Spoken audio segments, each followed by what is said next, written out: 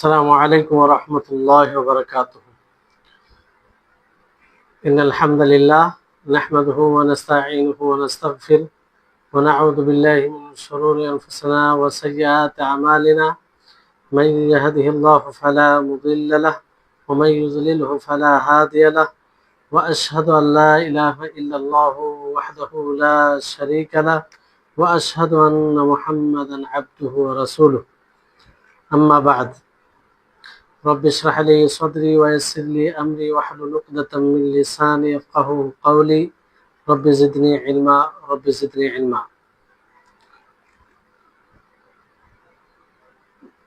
যাবতীয় প্রশংসা গুণগান সেই মহান আল্লাহ তাবারক ওয়া তাআলার জন্য, যিনি আমাদেরকে ভিন্ন জায়গায় যিনি আমাদেরকে সৃষ্টি করেছেন এবং আমাদের থাকার জন্য ভিন্ন ভিন্ন জায়গায় ব্যবস্থা করেছেন আল্লাহ তাআলা। তারপরেও আমরা সেই আল্লাহ তাআলার দেওয়া যে ঈমানি ভ্রাতৃত্ব, সেটার উপরে ভিত্তি করে আমরা দূরে থেকেও এক অপরের সাথে সাক্ষাৎ করি, কথা বলি। এই ভিত্তিতে আমরা এক অপরকে ভালোবাসি। তারপরে আমাদের সকলের প্রাণপ্রিয় নবী করিম মুহাম্মদ মুস্তাফা সাল্লাল্লাহু আলাইহি ওয়াসাল্লাম, ওনার উপর অসংখ্য শান্তি ধারা বর্ষিত হোক। আল্লাহুম্মা সাল্লি আলাইহি আল্লাহুম্মা বারিক আলাইহি। আল্লাহ তাআলার অশেষ দয়া যে আমরা শেখুল ইসলাম ইবনে তাইমিয়া রাহিমাহুল্লাহ একটি অন্যতম বই আল আকিদাতুল ওয়াসিতিয়া প্রায় অর্ধ বই পড়ে পরীক্ষা দিয়ে আবার আমরা সকলেই উপস্থিত হতে পেরেছি। আল্লাহ তাআলা আমাদেরকে তৌফিক দিয়েছেন, আর এখনো অনড় আছি। এজন্য সর্বোপরি আমরা আল্লাহর শুকরিয়া আদায় করব, যেটা আল্লাহ তাআলার তৌফিক ছাড়া সম্ভব নয়। যে সমস্ত ভাইরা ও যে সমস্ত বোনেরা এখন পর্যন্ত এই বইটির ক্লাসে অনড় আছেন, এখন পর্যন্ত টিকে আছেন, তাদেরকে ধন্যবাদ জানাই। ও আপনার ইলমি এরকম আল্লাহ তাবারক ওয়া তাআলার ব্যাপারে জ্ঞান অর্জনের বিষয়ে অংশগ্রহণ করা আপনার জীবনের সার্বিক কল্যাণের কারণ হিসেবে আল্লাহ তাআলা গ্রহণ করুন। এটাই আল্লাহর কাছে দোয়া করব। আল্লাহর কাছে আমরা আরো দোয়া করব, আল্লাহ তাআলা যেন আমাদেরকে শেষ পর্যন্ত এই বইটি পড়ার তৌফিক দান করেন, আর বাস্তবে যেন আমরা এই বই দ্বারা, এই ক্লাস দ্বারা আল্লাহ তাআলাকে জানতে পারি। আল্লাহ যেন এর তৌফিক দেন। আর এর তৌফিক পাওয়াটাই একটা সৌভাগ্যের বিষয়, কারণ নবী করিম মুহাম্মদ সাল্লাল্লাহু আলাইহি সাল্লাম বলেন, মান ইউরিদুল্লাহু বিহি খায়রান ইউফাক্কিহু ফিদ্দীন, যে আল্লাহ তাআলা যার প্রতি কল্যাণ চান, মঙ্গল চান, তাকেই দিনের বুঝ, দিনের জ্ঞান দান করেন। তো আপনাদের সকলকে স্বাগতম পরীক্ষার পরে আবার পুনরায় এই ক্লাসে আসার জন্য। ইনশাআল্লাহ আমাদের আজকের ক্লাসটি আল আকিদাতুল ওয়াসিতিয়ার 25তম পর্ব হবে। এই পর্বে আল্লাহ তাআলার সিফাত নিয়ে আলোচনা হবে, যেহেতু এই বইটি আল্লাহ তাআলার সিফাতকে কেন্দ্র করে বেশি এই বইয়ের কথা বলা হয়েছে। তো হাদিসকে সামনে রেখে পূর্বে আমরা আল্লাহ তাবারক ওয়া তাআলার রহমত বিষয়ে জেনেছিলাম। আজকে ইনশাআল্লাহ আল্লাহ তাবারক ওয়া তাআলার যে একটি সিফাত, সেটি হচ্ছে আল্লাহ তাআলার পা, রিজল ও কদম রয়েছে, সেটা হাদিসে প্রমাণিত, কোরআনেও প্রমাণিত এবং হাদিসেও প্রমাণিত। তো এই হাদিসটি কি, নবী করিম মুহাম্মদ সাল্লাল্লাহু আলাইহি সাল্লাম তিনি বলেন, লা তাজালু জাহান্নামু ইউলকা ফিহা ওয়া হিয়া তাকুলু হাল মিন মাজিদ হাত্তা ইয়াদা রব্বুল ইজ্জাতি ফিহা রিজলাহু ওয়া ফি রিওয়ায়াতিন আলাইহা কদামাহু ফায়ানজাওয়া বা'দুহা ইলা বা'দিন ফাতাকুলু কাত কাত, মুত্তাফাকুন আলাইহ। জাহান্নাম তাতে নিক্ষেপ করা হবে, মানে সেই জাহান্নামে ফেলা হবে, জাহান্নাম তাতে নিক্ষেপ করতেই থাকা হবে, জাহান্নামে নিক্ষেপ করা হবে। অথচ জাহান্নাম বলবে যে আরো বেশি আরো বেশি, মানে সে আরো চাইবে যে আরো যেন তার তাতে নিক্ষেপ করা হয়। হাত্তা ইয়াদা রব্বুল ইজ্জতি, এমনকি ইজ্জতের ইজ্জতওয়ালা যিনি, সম্মান, তিনি সম্মানের মালিক, তিনি নিজের পা তাতে রেখে দিবেন। অন্য রিওয়ায়েতে আছে যে তার উপরে পা রেখে দিবেন, অর্থাৎ জাহান্নামের উপরে। ফায়ান জাওয়া বা'দুহা ইলা বা'দিন, তো জাহান্নামের এক অংশ আরেক অংশকে জড়িয়ে ধরবে, হ্যাঁ, লেগে যাবে। তো আর সে বলবে কাত কাত, যথেষ্ট যথেষ্ট। তাহলে এই হচ্ছে হাদিস। এই হাদিসে প্রথমে নবী করিম মুহাম্মদ সাল্লাল্লাহু আলাইহি ওয়াসাল্লামের যে শব্দ, যে বাক্য রয়েছে, লা তাজালু জাহান্নামু ইউলকা ফিহা, এটা কিয়ামত দিবসে যে জাহান্নামে নিক্ষেপ করা হবে, তাতে মানুষ পাথর উভয়। কারণ আল্লাহ তাআলা বলেন ফাত্তাকুন নার আল্লাতী ওয়াকুদুহান নাস ওয়াল হিজারা, যে তোমরা সেই জাহান্নামকে ভয় করো যার ইন্ধন, যার জ্বালানি মানুষ ও পাথর হবে।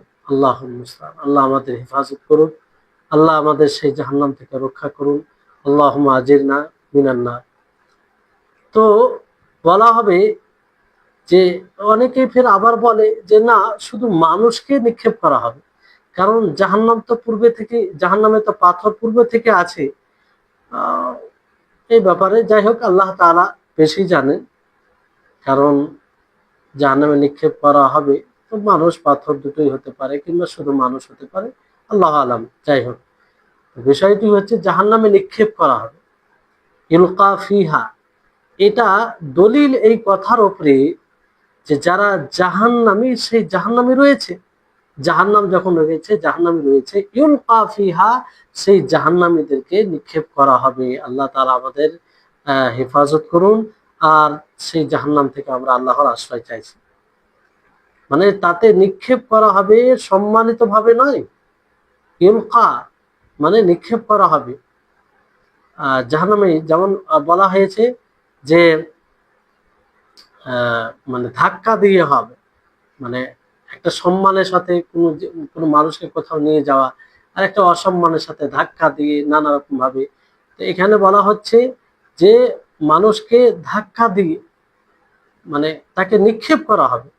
যেমন আল্লাহ তাআলা সূরা মুলকে বলেন, কুল্লামা উলকিয়া ফিহা ফাওজুন সাআলাহুম খাজানাতুহা আলাম ইয়াতিকুম নাযীর, যে যখন সেই জাহান্নামে নিক্ষেপ করা হবে, তো সেই জাহান্নামের দারোগা, সেই জাহান্নামের দায়িত্বশীল ফারিস্তাগণ জিজ্ঞাসা করবে, আলাম ইয়াতিকুম নাযীর, তোমাদের নিকটে কি সতর্ককারী আসেনি?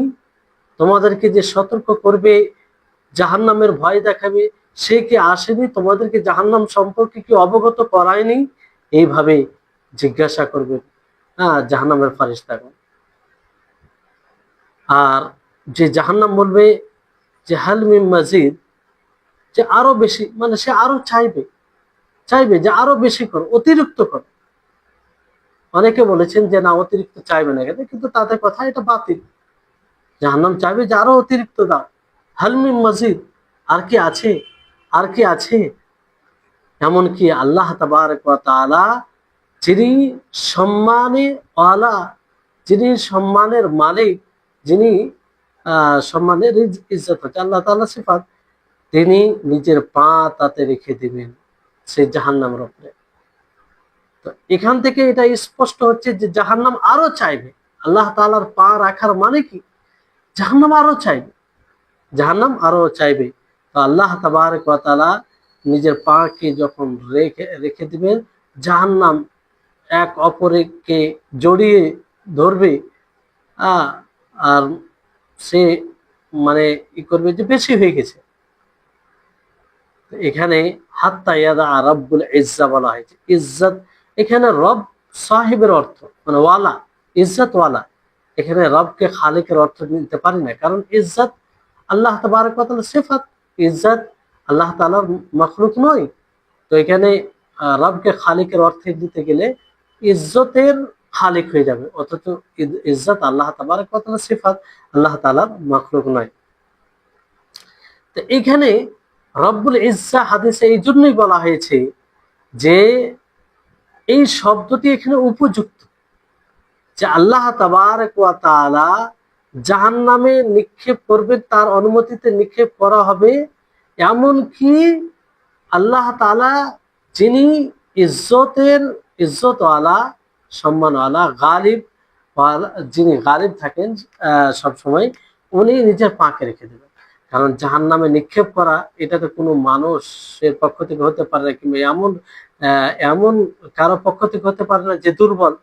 এখানে আল্লাহ তাআলা শক্তিশালী, তিনি নিক্ষেপ করবেন। তো ওই ক্ষেত্রে এখানে ইজ্জা শব্দ বলা হয়েছে। আর ইজ্জার অর্থই হচ্ছে যে যে গালিব থাকে, যে প্রাধান্যতা লাভ পায়, সে যার শক্তি দাপট থাকে। তো এখানে ফিহা রিজলু, এক রিওয়ায়াতে ফিহা রিজলু মানে তাতে পা রেখে দেবে। ফি ফি এখানে আলার অর্থে, উপরের অর্থে।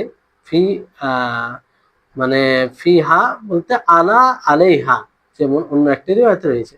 যেমন আল্লাহ তাআলা বলেন ওয়ালা উসাল্লিবান্নাকুম ফি জুযুইন নাখলি, যে আমি তোমাদেরকে ফাঁসিতে চড়াবো খেজুরের ডালের উপরে। মানে ফি এখানে এক কথা আলা অর্থে।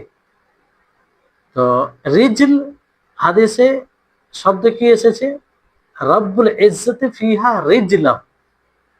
তো রিজল ও কাদম দুটোর অর্থ একই, দুটোর অর্থ একই। আর মানুষের পাকে কাদম এই জন্য বলা হয়, কারণ সে চলতে গিয়ে পাকে আগে রাখে, পাকে আগে পিছনে করে।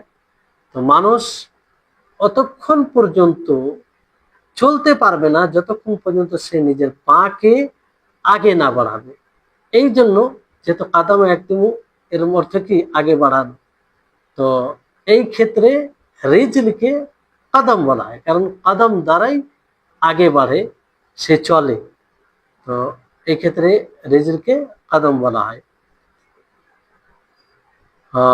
যখন আল্লাহ তাআলা পা রাখবেন, তো এক অপরকে খেতে আরম্ভ করবে, কিংবা এক অপরকে জড়িয়ে ধরবে, জাহান্নামে একটা অংশ আর একটা অংশকে। এটা আসলে আল্লাহ তাবারক ওয়া তাআলার বরত্বের কারণে, আল্লাহ তাবারক ওয়া তাআলার মর্যাদার কারণে, আল্লাহ তাআলার আল্লাহ তাআলার যে এত বড় সত্তা, সেই জাহান্নামে পা রেখে দিল এটার কারণে।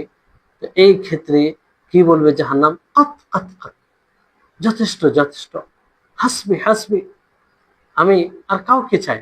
এতক্ষণ বলছিল যে হালমিম মজিদ, হালমিম মজিদ, কিন্তু আল্লাহ তাবারক ওয়া তাআলা যখন এই কদমকে রাখেন, পাকে রাখেন, তখন বলে কাত কাত কাত, আর দরকার নেই, যথেষ্ট। তাহলে এই হচ্ছে গুরুত্বপূর্ণ হাদিস। এই হাদিস থেকে কিছু সিফাত আল্লাহ তাআলা বেরিয়ে আসে, যে একটা হচ্ছে যে জড় বস্তুও কথা বলে, এটা প্রমাণিত।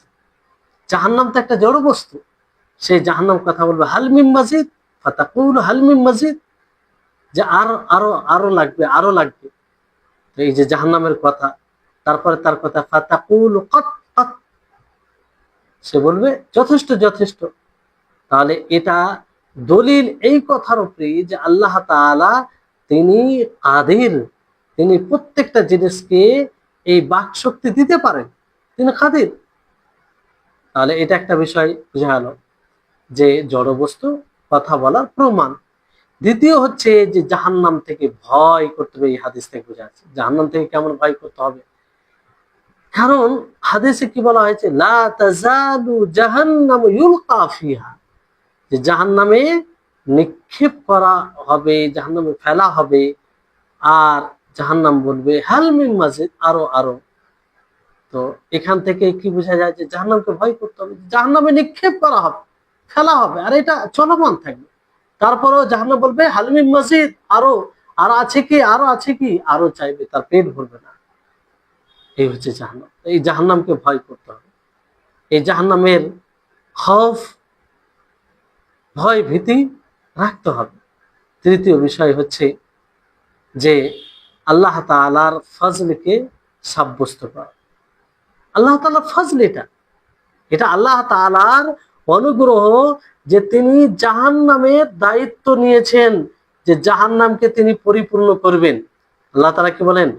লাআমলাআন্না জাহান্নামা মিনাল জিন্নাতি ওয়ান নাস আজমাইন, সূরা হুদের 119 নম্বর আয়াত, যে আমি জাহান্নামকে জিন এবং মানব জাতি দিয়ে পরিপূর্ণ করব, সমস্ত মানবকে পুরোটাই পরিপূর্ণ করব। তো আল্লাহ তাআলা জাহান্নামীদেরকে জাহান্নামে দাখিল করবেন, আর বাকি থাকবে ফজল, যাদেরকে করবেন না। তারপরে যখন সে বলল হালিমিন মাজিদ, আরো চাই, আল্লাহ তাআলা পা রেখে দিবে, ফলে সে জাহান্নাম পরিপূর্ণ আর চাইবে না। তো আল্লাহ তাআলা এখানে ইচ্ছা করলে তো আরো মাখলুক সৃষ্টি করে সে জাহান্নামকে পূর্ণ করতে পারতেন, কিন্তু আল্লাহ তাআলা কি তা করবেন? তা করবেন না। বরং আল্লাহ তাআলা মানে আল্লাহ তাআলা কাউকে গুনাহ ছাড়া, পাপ ছাড়া শাস্তি দেন না, পাপ ছাড়া শাস্তি দেন না জাহান্নামে। কিন্তু জান্নাতের বিষয়টি তার বিপরীত। জান্নাতে অনেকের উপর আল্লাহ তাআলা ফজল করে তাকে জান্নাতে দিয়ে দেবে যদি সে মুমিন হয়, অথচ সে জাহান্নামে যাওয়ার উপযুক্ত। কিন্তু জাহান্নামের ক্ষেত্রে আল্লাহ তাআলা অকারণে শাস্তি দেয় না, মানে তার গুনাহ ছাড়া, গুনাহ ছাড়া কোনো শাস্তি দেয় না আল্লাহ তাআলা। চতুর্থ বিষয় যে হাদিস থেকে বোঝা যায় সেটা হচ্ছে যে আল্লাহ তাবারক ওয়া তাআলার পা আছে, বাস্তব। এর প্রতি ঈমান নিয়ে আসতে হবে, আবশ্যিকভাবে ঈমান নিয়ে আসতে হবে, কারণ এটা নবী সাল্লাল্লাহু আলাইহি ওয়াসাল্লামের বিশুদ্ধ হাদিস দ্বারা প্রমাণিত। তাহলে মাখলুকের পাকে কিন্তু আমরা আল্লাহ তাআলার জন্য পা মানব, কিন্তু মাখলুকের মতো মনে করতে পারি না। আর এই সব সিফাত গুলোকে আহলুস সুন্নাহ ওয়াল জামা নাম দিয়েছেন যে as-সিফাতুয যাতি আল-খাবরিয়া। আর আল্লাহ তাআলা পা আছে, এটা আল্লাহ তাআলার সত্তার সাথে খাস, তার সাথে সম্পৃক্ত, আর এটা মাত্র আমরা খবর পেয়েছি, খবরের মধ্যেই এটা মানে জানা হয়েছে যে আল্লাহ তাআলা পা আছে, আল্লাহ তাআলা পা আছে। কিন্তু এই পা থাকার মানে নয় যে আমরা বলতে পারি যে পাটা আল্লাহ তাআলার একটা অংশ, কিংবা হাত, প্রমাণিত হাত একটা আল্লাহ তাআলার অংশ, এটা বলতে পারি। আমরা মানুষের ক্ষেত্রে বলতে পারি যে আবাদ ওয়াজা, যে কিছু তার অংশ, কিছু তার অংশ, এটা আল্লাহ তাআলার ক্ষেত্রে বলা যায়।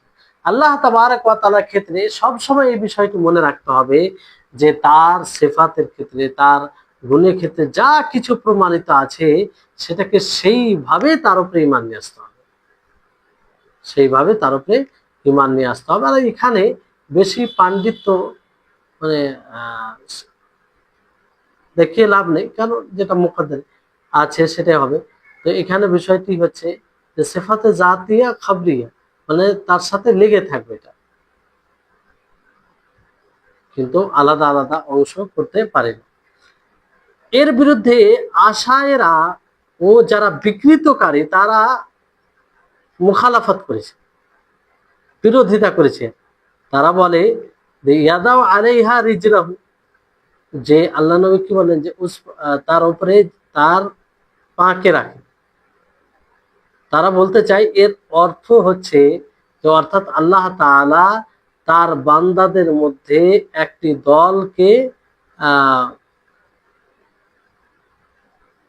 দলকে রাখতে বলেছেন।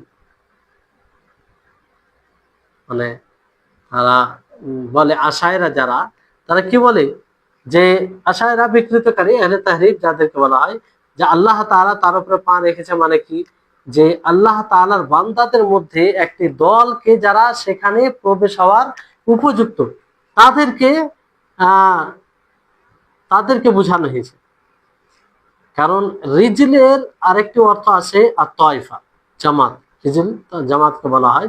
যেমন আইয়ুব আলাইহিস সালামের হাদিসে রয়েছে আরসালাল্লাহু ইলাইহি রিজলুন জারাদ মিন যাহাবিন, ইয়ানি তায়ফাতুন মিন জারাদিন, যে আল্লাহ তাবারক ওয়া তাআলা তার দিকে রিজ জারাদ স্বর্ণের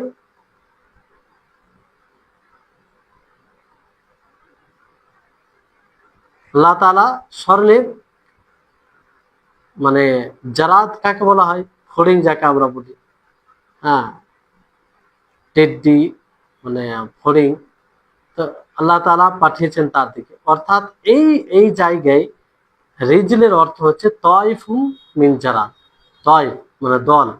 তো এখান থেকে তারা বলতে চায় যে আল্লাহ তাবারক ওয়া তাআলা তার পাকে জাহান্নামে রাখলেন, তার মানে আল্লাহ তাআলা নিজের পা রাখেননি, বরং তার এই বান্দাদেরকে রেখেছেন যারা তার উপযুক্ত, সেখানে যাওয়ার যারা উপযুক্ত। এটা এজন্য তাদের কথা এটা বাতিল। জি, আর এটা বিকৃত একটা তাহরিফ।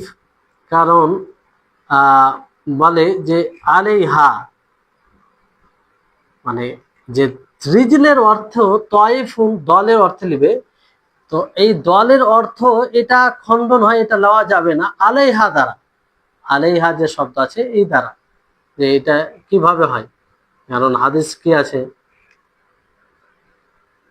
হাদিসটা আছে যে হাত্তা ইয়াদা রব্বুল ইজ্জত ফিহা রিজলাহু ওয়া ফি রিওয়ায়াতিন আলাইহা কাদামাহু।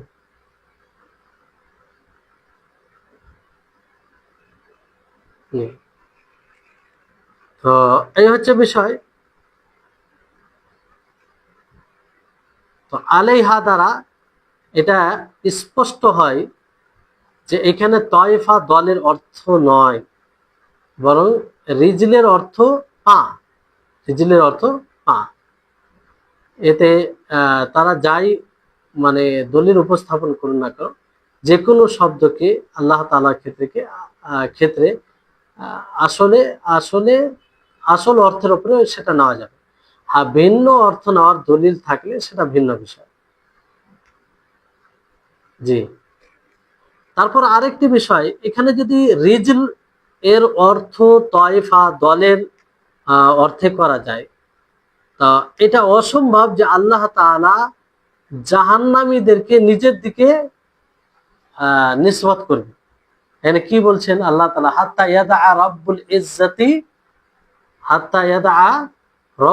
ইজ্জতি কাদামাহু রিজলাহু। তো যদি তয়ফা জাহান্নামীদের দল মানে উদ্দেশ্য হয়, তো হাত্তা ইয়াদা রব্বুল ইজ্জত আল্লাহ তাআলার দিকে এইভাবে নিসবত কেন করতেন? কারণ আল্লাহ তাআলার দিকে নিসবত তখনই করা হয় যখন কোনো জিনিসে সম্মানিত কিংবা কোনো জিনিসের তাকরিম উদ্দেশ্য হয়, তখন আল্লাহ তাআলার দিকে নিসবত করে বলা হয়।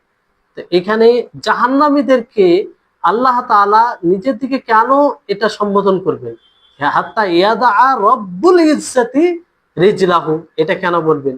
হাত্তা ইয়াদা রব্বুল ইজ্জতি রিজলাহু, যদি তাদের কথা অনুযায়ী এই অর্থ হয় যে জাহান্নামীদের দল, তার বান্দাদের মধ্যে একটি দল যাকে জাহান্নামে নিক্ষেপ করবে, তো এটা বলতেন না। তো আল্লাহ তাআলা নিজের দিকে ইজাফাত করেছেন, নিজের দিকে সম্বোধন করেছেন, তার মানে এটা জাহান্নামের দল এই অর্থে আসতে পারে না। জি, এটা একটা বিষয়। তারপরে অনেকে তারা তারা তাদের মধ্যে অনেকে বলেছেন যে কাদাম, কাদাম সম্পর্কে, যে কাদাম এটা কি অর্থে? মাকদাম মানে যাকে পেশ করা হয় আগে। তো আল্লাহ তাআলা যাদেরকে পেশ করবেন তাদেরকে তাতে রেখেছেন, মানে যাদেরকে জাহান্নামে নিয়ে আসবেন, জাহান্নামে উপস্থাপন করবেন, জাহান্নামী করবেন, তাদেরকে আল্লাহ তাআলা রেখেছেন। এটা তারা অর্থ বলে, এটা ভুল অর্থ আর বাতিল অর্থ, এটাও বাতিল। এই কারণে যে আল্লাহ তাআলা জাহান্নামীদেরকে কখনো এইভাবে আগে বাড়াবে না, জাহান্নামীদেরকে কখনো এইভাবে, বরং তাদের ব্যাপারে আল্লাহ তাআলা কি বলেছেন?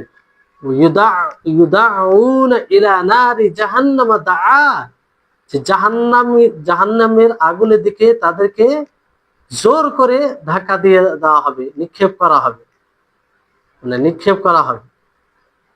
তাহলে চিন্তা করুন যে তারা আসলে একটা জিনিস মানে বিকৃত কাজে তারা ছোট্ট একটা জিনিস থেকে পলায়ন করতে গিয়ে আরেকটি তার চেয়ে বড় মন্দ জিনিসে তারা পড়ে গেছে। আল্লাহ তাআলাকে পা থেকে, কদম থেকে, রিজক থেকে পবিত্র করতে গিয়ে কি করলেন, যে তারা এমন জিনিসে পড়ে গেল যেটা মূর্খতা, যেটা হিকমতবিহীন। হ্যাঁ, আল্লাহ তাআলার কাজ, আল্লাহ তাআলার কাজে হিকমতবিহীন। তাহলে এই বিষয়টি বুঝতে হবে যে এখানে আদম বলতে যাদেরকে আল্লাহ তাআলা জাহান্নামে নিক্ষেপ করবে তাদেরকে উপস্থাপন করা উদ্দেশ্য নয়, এটা উদ্দেশ্য নয়। কারণ আল্লাহ তাআলা জাহান্নামীদেরকে ওইভাবে উপস্থাপন করবেন না, আগে বাড়াবেন, বরং তাদেরকে কি করা হবে, ইউদাউনা ইলা নারি জাহান্নামা দা, তাদেরকে ধাক্কা দিয়ে নিক্ষেপ করা হবে। এটা তাদের মূর্খামি, এটা তাদের মূর্খামি যে আল্লাহ তাআলার থেকে পা এবং পাকে পবিত্র করতে গিয়ে তারা এক মূর্খতা এবং অজ্ঞতার মধ্যে পড়ে গেছে আল্লাহ তাআলার মানে কর্মে। তো এক কথায় আমরা বলতে পারি যে আমাদের সকলকে এই কথার প্রতি ঈমান নিয়ে আসতে হবে যে আল্লাহ তাআলার পা আছে, বাস। এর চেয়ে বেশি আমরা কিছু বলতে হবে। আল্লাহ তাআলার পা আছে কেন? নবী করিম মুহাম্মদ সাল্লাল্লাহু আলাইহি ওয়াসাল্লাম বলেন, হাত্তা ইয়াদা রব্বুল ইজ্জতি রিজলাহু, হাত্তা ইয়াদা আলাইহা ইয়া ফিহা রব্বুল ইজ্জতি রিজলাহু। তো এখান থেকে স্পষ্ট হচ্ছে যে আল্লাহ তাআলার পা আছে, আল্লাহ তাআলা পা আছে। তো যদি আমরা এখানে যদি এটা মনে করি যে আল্লাহ তাআলার পা আছে, তাহলে এই পা অন্যদের মতো হয়ে যাবে। আসলে অন্যদের আমরা সাদৃশ্য দিতে পারি না। আল্লাহ তাআলার ব্যাপারে যে কোনো সিফাত হোক না কেন, আমরা সরাসরি এইভাবে বলতে পারি যে এটা আল্লাহ তাআলার মতো, এটা আল্লাহ তাআলার মতো, কোনো মাখলুকের মতো নেই। আমরা কখনো ধরন বর্ণনা করব না। আল্লাহ তাআলা যেমন আল্লাহ তাআলার চেহারা, মুখমণ্ডল, চেহারা আছে, তো কেমন আছে এটা আমরা বলতে পারি না। আল্লাহ তাআলার হাত আছে, অবশ্যই আমরা ঈমান আনবো, কিন্তু কেমন আছে সেটা আমরা বলতে পারি না। কারণ আল্লাহ তাআলার হাত, আল্লাহ তাআলার পা আল্লাহর মতো হবে, আল্লাহর মতো হবে, এতে কোনো সন্দেহ নেই। কোনো মাখলুকের সাথে এটা সাদৃশ্য ঘটবে না, কোনো দিক দিন।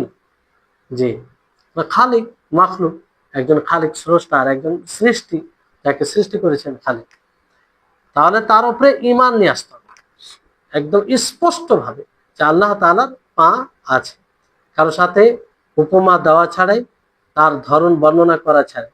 নবী সাল্লাল্লাহু আলাইহি সাল্লাম যেমন বলেন যে আল্লাহ তাআলা তার পা আছে, তার রিজল আছে, কদম আছে, কিন্তু নবী করিম মুহাম্মদ সাল্লাল্লাহু আলাইহি ওয়াসাল্লাম এই খবর দেননি, এটা বলেননি যে আল্লাহ তাআলার পা এইরকম, আল্লাহ তাআলার পা এই ধরন, আল্লাহ তাআলার পা ছোট, আল্লাহ তাআলার পা বড়, এইরকম কোনো বিষয় বলেন। বাস আল্লাহ তাআলার পা আছে, আল্লাহ তাআলা পা আছে যেমন।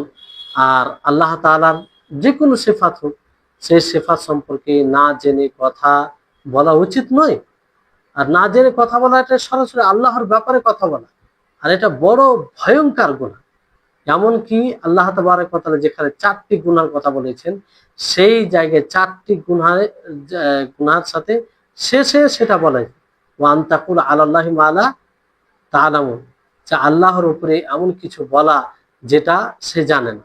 আল কাউলু আলাল্লাহি বিগাইরি ইলম, ইলম ছাড়াই কোনো কথা বলা, এটা মহাপাপ। তো আল্লাহ তাবারক ওয়া তাআলার পা আছে, আল্লাহ তাবারক ওয়া তাআলার হাত আছে, এই হাদিস থেকে আমরা যেটা বুঝতে পারলাম যে আল্লাহ তাআলা পা আছে, কেমন আছে আমরা এটা কেন বর্ণনা করব, আর কেনই বা এর পিছনে থাকবো? তো এর উপরে যদি আমরা ঈমান আনি, তাহলে আমাদের জীবনে প্রভাব পড়বে। একটা বিষয় হচ্ছে যে জাহান্নামী কর্ম থেকে আমরা ভয় করব। যে কেউ যদি এই হাদিসটা পড়ে, অবশ্যই তার যদি ঈমান ঠিক থাকে, তাহলে হাদিসের উপরে বিশ্বাস করবে। এই হাদিসটা পড়ে সে স্বাভাবিক ভয় করবে যে জাহান্নামে নিক্ষেপ করতেই থাকবে, তারপর সবার বাড়ি আসবে। যদি ঠিক মতো সেই পরীক্ষায় মানে উত্তীর্ণ না হয়। তো মানে কঠোরভাবে ভয় দেখানো হয়েছে জাহান্নামী কর্ম থেকে, জাহান্নামী কর্ম থেকে। যেমন ধরুন যে মানুষ যদি তাতে কিছু রাখে, এই ভয় ভয় করে,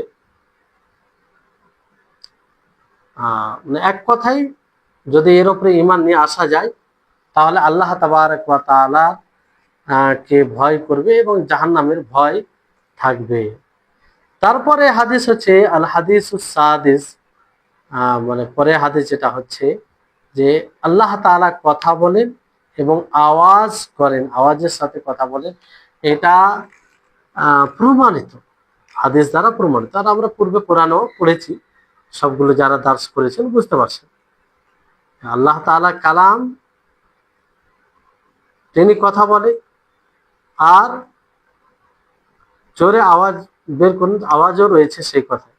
যেমন নবী সাল্লাল্লাহু আলাইহি ওয়াসাল্লাম বলেন যে ইয়া আদম ফায়াকুল লাব্বাইক ওয়া সাআদাইক ফায়ুনাদি বিসাউতিন ইন্নাল্লাহা ইয়া'মুরুকা আন তুখরিজা মিন যুররিয়াতিকা বাআসান ইলান নার। যে হে আদম সন্তান, সে বলবে লাব্বাইক ওয়া সাআদাইক। আল্লাহ তাআলা যখন বলছে হে আদম, হে আদম, সে কি বলবে? লাব্বাইক ওয়া সাআদাইক, যে উপস্থিত আর আমার সৌভাগ্যের বিষয় যে আমাকে ডাক দেওয়া হয়েছে। ফায়ুনাদি বিসাউতি, জোরে করে আওয়াজ দেওয়া হবে। ইন্নাল্লাহা ইয়া'মুরুকা আন তুখরিজা মিন যুররিয়াতিকা বাআসান ইলান নার। যে নিশ্চয় আল্লাহ তাআলা আপনাকে হুকুম দেন যে আপনার যুররিয়াত থেকে, বংশধর থেকে একটা দল বের করুক, যে দলটা কোথায় যাবে? জাহান্নামে যাবে।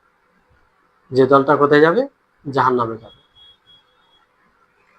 তো এই হচ্ছে বিষয়। এই হাদিস থেকেও বেশ কয়েকটি বিষয় বোঝা যায়। প্রথম বিষয় হচ্ছে যে আল্লাহ তাবারক, নবী করিম মুহাম্মদ সাল্লাল্লাহু আলাইহি ওয়াসাল্লাম তার রব সম্পর্কে খবর দেন। তিনি বলেন যে ইয়া আদম, হে আদম, ইয়া আদম, হে আদম। এটা আল্লাহ তাআলার পক্ষ থেকে, কারণ সেটা মানে কিয়ামত দিবসে লাব্বাইক ওয়া সাআদাইক এর উপরে ঈমান নিয়ে আসতে হবে। আল্লাহ নবী মুহাম্মদ সাল্লাল্লাহু আলাইহি ওয়াসাল্লাম যেটা খবর দিয়েছেন, সংবাদ দিয়েছেন, সে সম্পর্কে অবশ্যই তার উপরে অটল ভাবে ঈমান নিয়ে আসতে হবে। জি, তাহলে এই ষষ্ঠ হাদিস থেকে ইনশাআল্লাহ আগামী দার্সে কথা হবে। আজকে এখান থেকে শেষ করছি। আল্লাহ তাআলা যেন আমাদের সকলকে বুঝার তৌফিক দান করেন আর আমাদের সকলের জন্য সহজ করেন। আর আমরা যেন সকলেই শেষ পর্যন্ত এই ক্লাসে অংশগ্রহণ করতে পারি। ওয়া আখিরু দাওয়ানা আনিল হামদুলিল্লাহি রাব্বিল আলামিন। আসসালামু আলাইকুম ওয়া রাহমাতুল্লাহি ওয়া বারাকাতুহু।